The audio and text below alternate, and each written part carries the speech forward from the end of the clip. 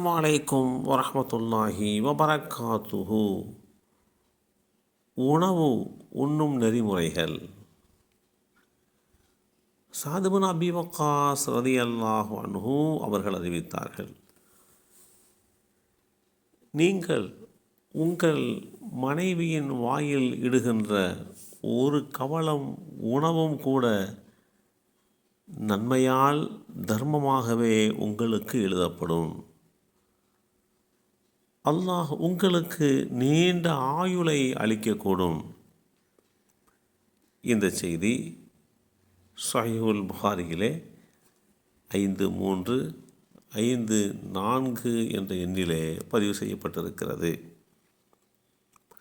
அல்லாஹு தாலா மனிதனுக்கு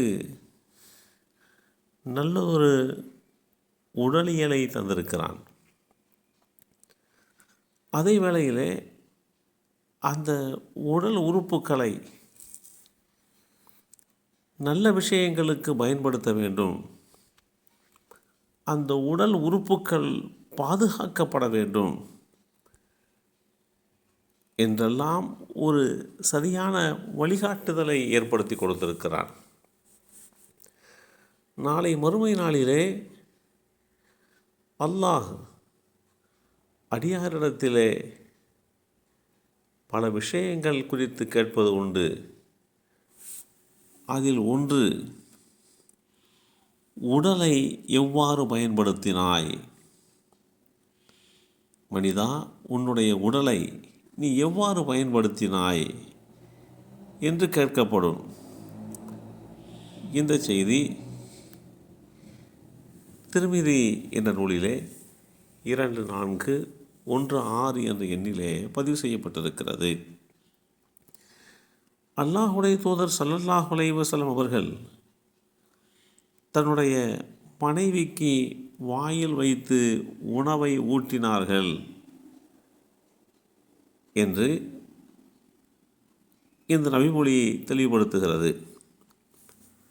அந்த அளவிற்கு அந்த கணவர் மனைவி என்கின்ற பந்தத்தில் ஒருவர் எப்படியெல்லாம் பாவிக்க வேண்டும், நடந்து கொள்ள வேண்டும் என்கின்ற வழிமுறையை சொல்ல வருகின்ற போது, உணவின்றி ஒருவள் பட்டினியாக கிடக்கக்கூடாது, நீ ஊட்டிவிட்டால் அவள் உண்ணுவாள் என்று வந்ததென்று சொன்னால், அதை நீ செய்தாய் என்று சொன்னால் அதுவும் உனக்கு நன்மையானதே என்று இஸ்லாம் தெளிவுபடுத்தி காட்டுகிறது. உணவை எப்படி பயன்படுத்த வேண்டும், உணவுக்குண்டான நேரங்களை எப்படி கடைபிடிக்க வேண்டும், காலை உணவாக இருக்கட்டும், மதிய உணவாக இருக்கட்டும், இரவு உணவாக இருக்கட்டும், இவைகளை குறிப்பிட்ட நேரத்திலே எடுத்துக்கொள்ள வேண்டும். பணிச்சுமையின் காரணமாக, பல்வேறு அலுவல்கள் காரணமாக நமக்கென்று மருத்துவர்கள் மூலமாக அறிவுறுத்தப்பட்ட அந்த உணவுக்கு உண்டான நேரத்தை முறையாக கடைபிடிக்க வேண்டும். எவ்வளவு உணவு எடுத்துக்கொள்ள முடியுமோ அந்த அளவுக்கு உண்டான உணவை எடுத்துக்கொள்ள வேண்டும். நம்முடைய உடலுக்கு ஒவ்வாமையை, அலர்ஜியை ஏற்படுத்துகின்ற உணவுகளை முற்றிலுமாக நாம் தவிர்த்து கொள்ள வேண்டும். எந்த அளவிற்கு உணவு உட்கொண்டால் அது சரியான முறையிலே ஜீரண சக்தியை கொண்டு செல்லும் என்ற அடிப்படையிலே அவைகளையெல்லாம் முறையாக ஆராய்ந்து இவ்வளவுதான் சாப்பிட வேண்டும் என்கின்ற ஒரு வரைமுறை இருக்க வேண்டும். தேவைக்கு அதிகமாக சாப்பிடுவதன் மூலமாக எண்ணற்ற பல நோய்களுக்கு அது காரணமாக அமைந்து விடுகிறது. உடல் பருமன், இதய நோய், மூளை தேய்மானம், இது போன்ற பல்வேறு விதமான நோய்களிலே இருந்து நாம் நம்மை தற்காத்து கொள்வதற்காக வேண்டி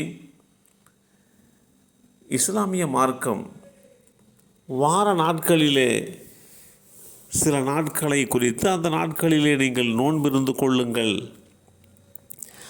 அதேபோன்று மாதத்திலே நடுப்பகுதிக்கு முன்பாக இருக்கக்கூடிய நாட்களிலே நீங்கள் நோன்பு நோற்று கொள்ளுங்கள்.